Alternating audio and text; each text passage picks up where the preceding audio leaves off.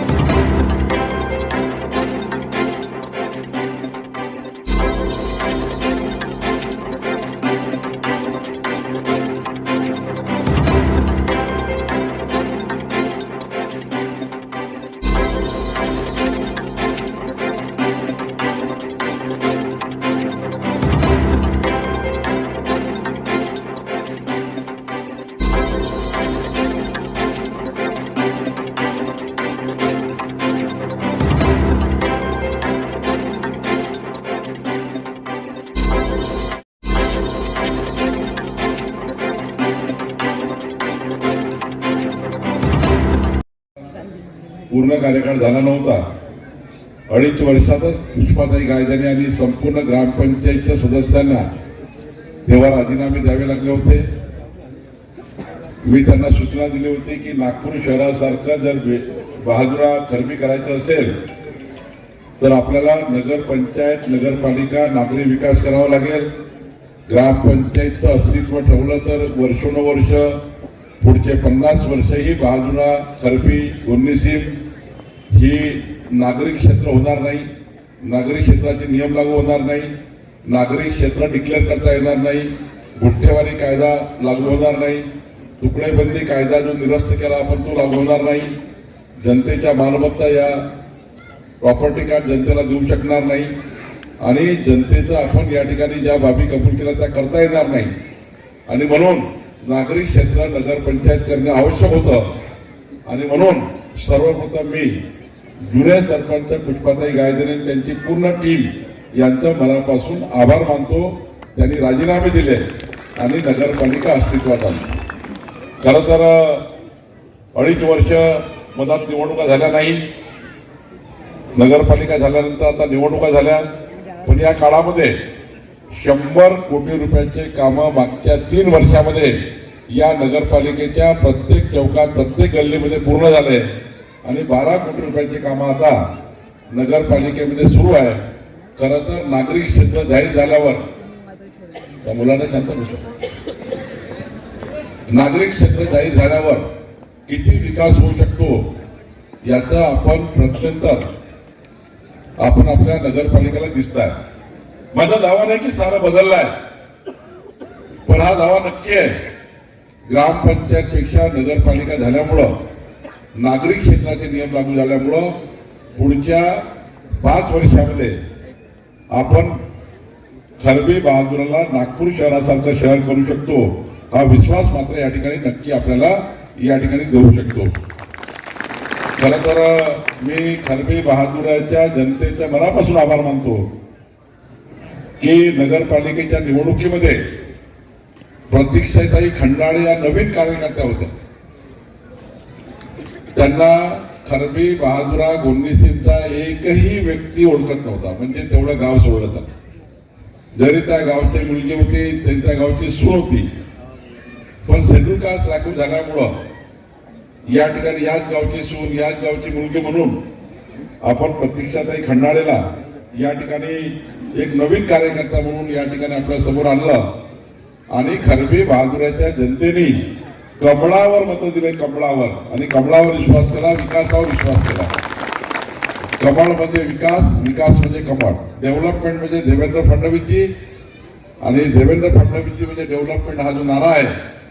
आणि त्यामुळे नितीन गडकरीजी असतील, देवेंद्रजी असतील, मी असेल, टेकचंद सावरकरजी असतील, व्यासपीठावरचे अनेक नेते आहेत, यांनी प्रचंड मेहनत केली. आणि एक नवीन कार्यकर्ती जरी आपण नगराध्यक्ष पदावर दिली तरी बहादुरा देशाच्या बहादुरा खरबीच्या जनतेने प्रचंड विश्वास आपल्या उमेदवारावर केला. आणि व्यासपीठावरचे सर्व उमेदवार प्रतीक्षाताई सोबत निवडून आले. त्याबद्दल मी आपले सर्वांचे मनापासून आभार मानतो. कार्यकर्त्याचे आभार मानतो ज्यांनी प्रचंड मेहनत केली. नागपूर ग्रामीणच्या कार्यकर्त्यांनी तळ ठोकून या ठिकाणी बसले. या ठिकाणी सर्वांचे नाव घेता येईल, पण आपल्या ग्रामीण मधले 10-10, 5-5, 20-20, 30-30 कार्यकर्ते, सर्व नेते या नगरपालिकेला येऊन बसले. त्यांनी निवडणूक हातात घेतली, निवडणूक लढवली. आणि खरबी बहादुराच्या कार्यकर्त्यांनी अक्षरशः जीवाचं रान केलं, हाडाची काळा केली, रक्ताचं पाणी केलं आणि ही निवडणूक प्रचंड बहुमताने जिंकली. त्याबद्दल मी जनतेसोबतही कार्यकर्त्यांचे आणि या जिल्ह्यातल्या जनतेचे आभार मानतो. आमचे आनंदरावजी राऊत साहेब यांनी जिल्हाध्यक्ष म्हणून टेकचंदनी 40-50 ठिकाणी सभा घेऊन या ठिकाणी आपल्या सर्व नेत्यांनी, अनिल निदानजींनी मोठ्या प्रमाणावर या ठिकाणी कॅम्पेन करून आपण या ठिकाणी शुभांगीताईंनी आपली जबाबदारी, सर्वांनी आपली जबाबदारी पार पाडली. सर्वच नेत्यांचे नाव घेता येईल, उशीर झालाय. पण बंधू भगिनींनो, आता खरी परीक्षा सुरू झाली आहे. आजपासनं नगराध्यक्ष, उपाध्यक्ष, गटनेते, नगरसेवक यांची इनिंग सुरू झाली. आणि या 5 वर्षाच्या इनिंग मध्ये त्यांना खऱ्या अर्थाने एक प्रचंड मोठं इनिंग खेळायची आहे. खरं तर जेव्हा त्याचा सन्मान केला तेव्हा त्यांना जे पुष्पगुच्छ शाल आपण दिली, या पुष्पगुच्छामध्ये खरबी बहादुराच्या जनतेच्या अपेक्षा आणि आशा आहेत की आमचे जे नगरपालिकेचे अध्यक्ष आणि नगरसेवक निवडून आले आहेत, या सर्वांनी ज्या पदाकरता आपण लोकांनी योग्य ठरवलं ते पद आपण दिलं. आणि जेव्हा पुष्पगुच्छ दिला, तेव्हा सत्कार केला, तेव्हा त्यांच्या मागे अपेक्षा आहे. खरं तर काय अपेक्षा आहे, तर ते महामानव डॉक्टर बाबासाहेब आंबेडकरांची संविधानाची उद्देशिका आपल्याला दिली. उद्देशिका जर वाचली तर महामानव डॉक्टर बाबासाहेब आंबेडकर असे म्हणतात, हे जे पद आहे नगरसेवक, अध्यक्ष, उपाध्यक्ष, हे आपलं साध्य नाही आहे. हे समाजाच्या शेवटच्या व्यक्तीच्या कल्याणाचं साधन आहे. हे पद जे आहेत, हे पद उपभोगाकरता नाही आहे. मी पालकमंत्री, आमदार आहे, महसूल मंत्री आहे, राज्याच्या अत्यंत महत्वाच्या जबाबदार पदावर आहे. हे पद माझ्याकरता शोभेची वस्तू नाही आहे, पण हे पद समाजाच्या शेवटच्या गरीब माणसाच्या कल्याणाची चाबी आहे. आणि याकरता महामानव डॉक्टर बाबासाहेब आंबेडकरांनी संविधानामध्ये निवडून आलेला कुठलाही प्रतिनिधी राव, चंद्रशेखर बावनकुळे पासून सर्व, हे मालक नाही आहे, हे जनतेचे सेवक आहे, लोकसेवक आहे, पब्लिक सर्वंट आहे. त्यामुळं नगरसेवकांना माझी विनंती आहे, तुम्ही आता आपला रोल बदलला पाहिजे. तुम्ही आता सर्वसाधारण माणसं नाही आहे, पब्लिक सर्वंट आहे. आता नगरसेवकांना माझी सूचना आहे, उद्या सकाळी आपल्या घरावर पाठी लावा. पाहिजे तुम्ही जनतेला कोणत्या टायमाला भेटणार आहे? सकाळी 8 ते 10 भेटणार की रात्री 8 ते 10 भेटणार?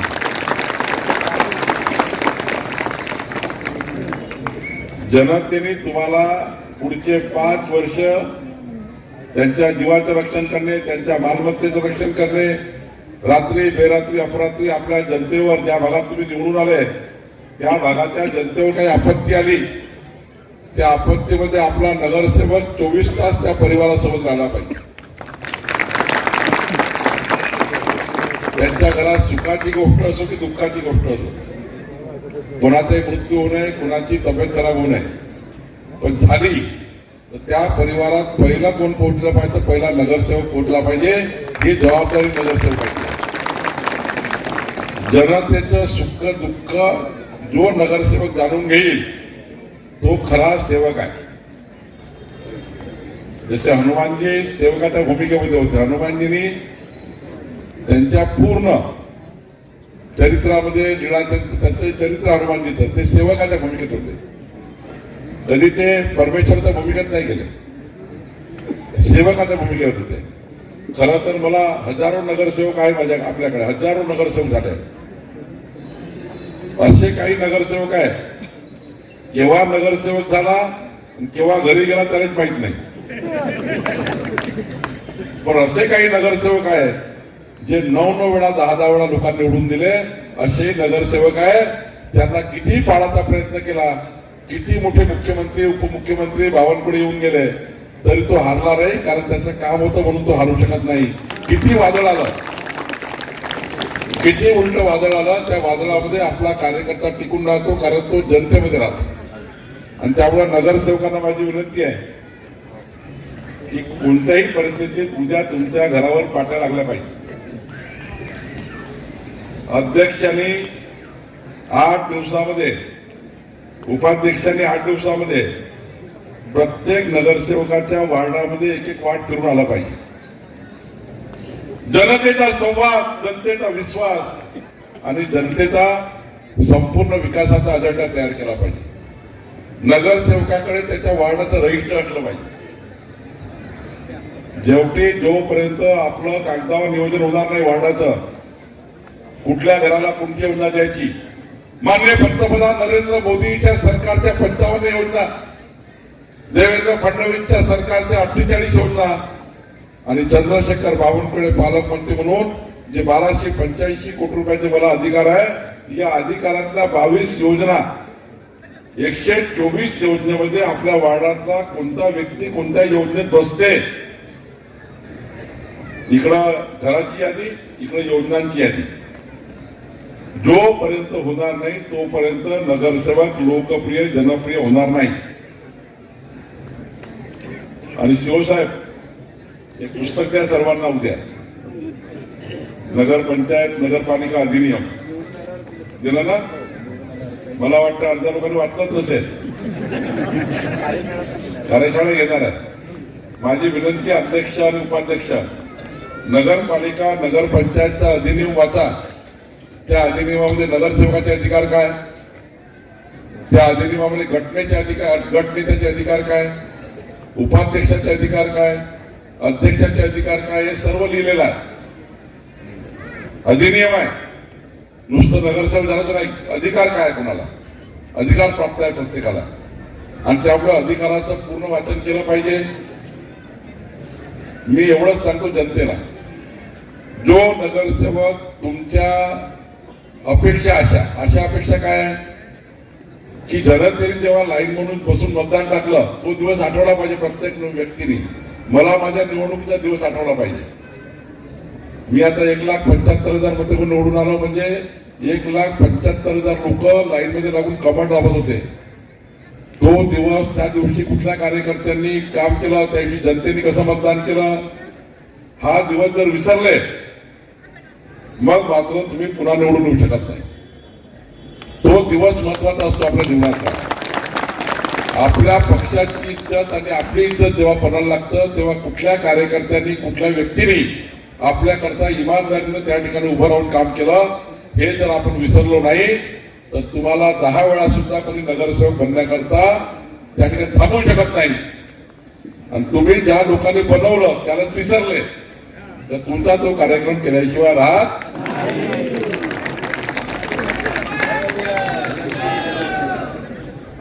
त्यामुळं त्या दिवशीची आठवण करा ज्या दिवशी तुमचं मतदान चालू होतं.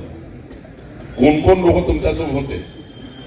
नाहीतर एखाद्या कार्यकर्त्याने 24 घंटे काम केलं, हाडाची काळा केलं, रक्ताचं पाणी केलं आणि तो तुम्हाला भेटायला आला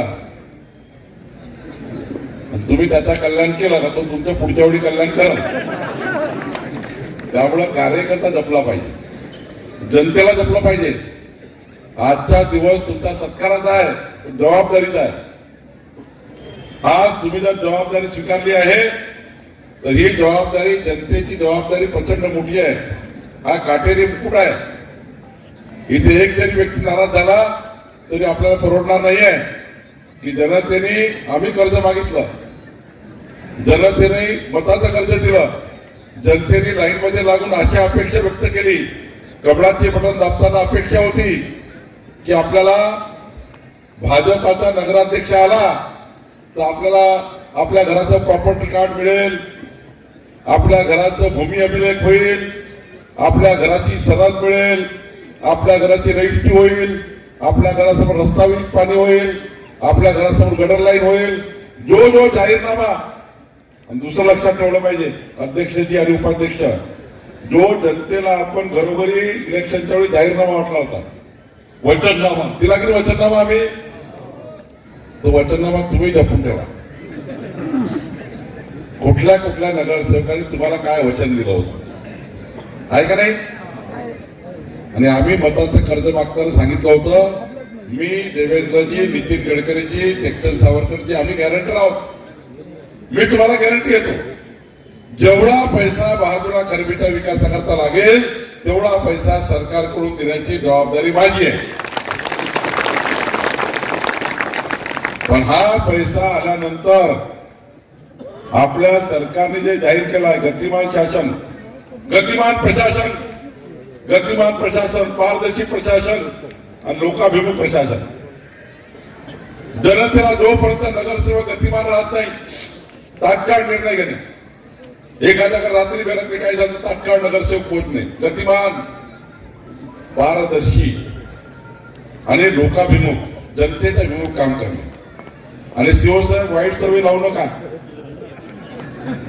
अर्धे तुम्ही अर्धे आम्ही, रोजगार आम्ही.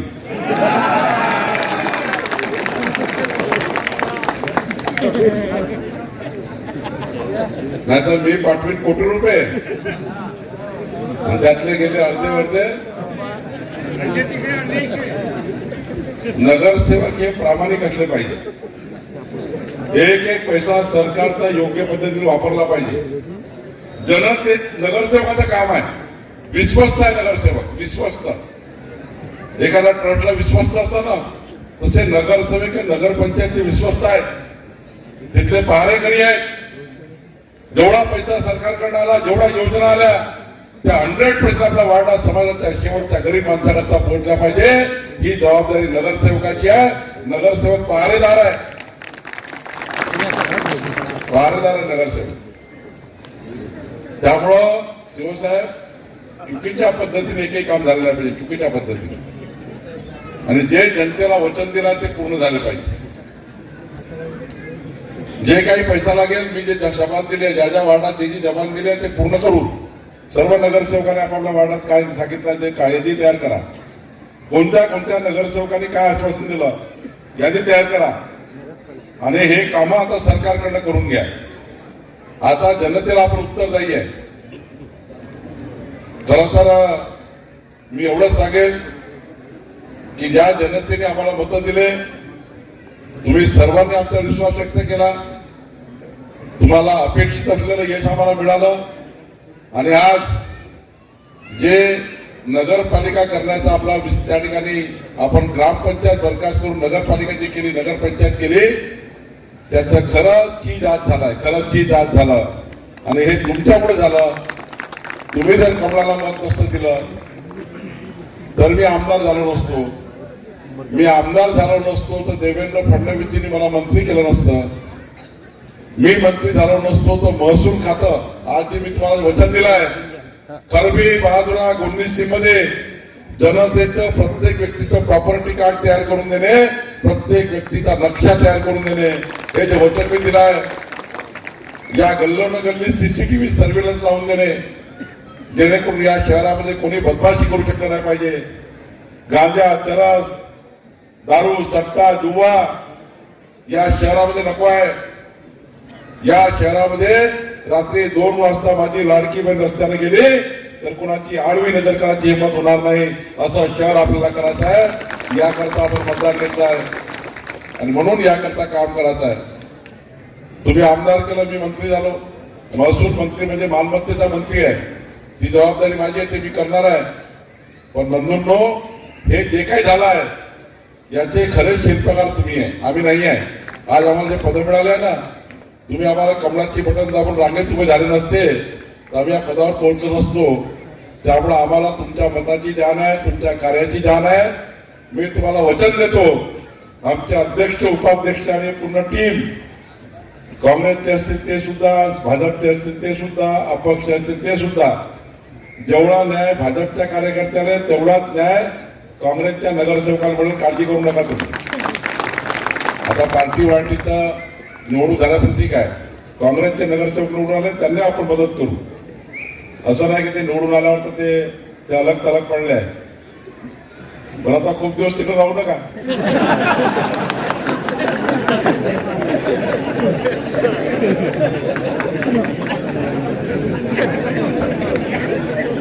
काय करतात तिकडे जाऊन? आता काही तर राजकीय सभा नाही आहे, ती काही पार्टीची सभा नाही आहे, ही शासकीय सभा आहे. त्यामुळे त्यांना मी सहज म्हटलं आहे, तुम्ही काही त्याला चिंता करू नका. मी एवढंच सांगितलं तरी काँग्रेस पक्षाचं निवडून आलं तर ते नगरसेवक आहे आणि जेवढा अधिकार भाजपच्या नगरसेवकाचा तेवढाच अधिकार काँग्रेसच्या नगरसेवकाच्या सभागृहात आहे. तिथे जेव्हा ते कामं मंजूर करतील, योजना मंजूर करतील, आपण आता 2047 बहादूर आहे. 23 वर्षानंतर या बहादुराची जनसंख्या असेल, खरबीराची जनसंख्या असेल, जन्म झालेलं बाळ, जन्म होणारं बाळ, या बाळांकरता 2047 ची जनसंख्या डोक्यात घेऊन 2047 23 वर्षानंतर येणारी जनसंख्येच्या आधारावर या शहरात रस्ता किती, पाणी किती, वीज किती, या शहराला काय काय मूलभूत सुविधा लागतील, या शहराच्या योजना कशा कराव्या लागतील, या शहरामध्ये सर्वात मोदीच्या देवेंद्रजीच्या 124 योजना आपल्याला कशा देता येईल. 23 वर्षानंतरचा खरबी बहादुरा गोंदिशींचा विचार करून विकास योजना आपण तयार करणार आहोत, विकास योजना तयार करणार आहोत आणि त्या विकास योजनेवर आपण काम करणार आहोत. त्यामुळे आता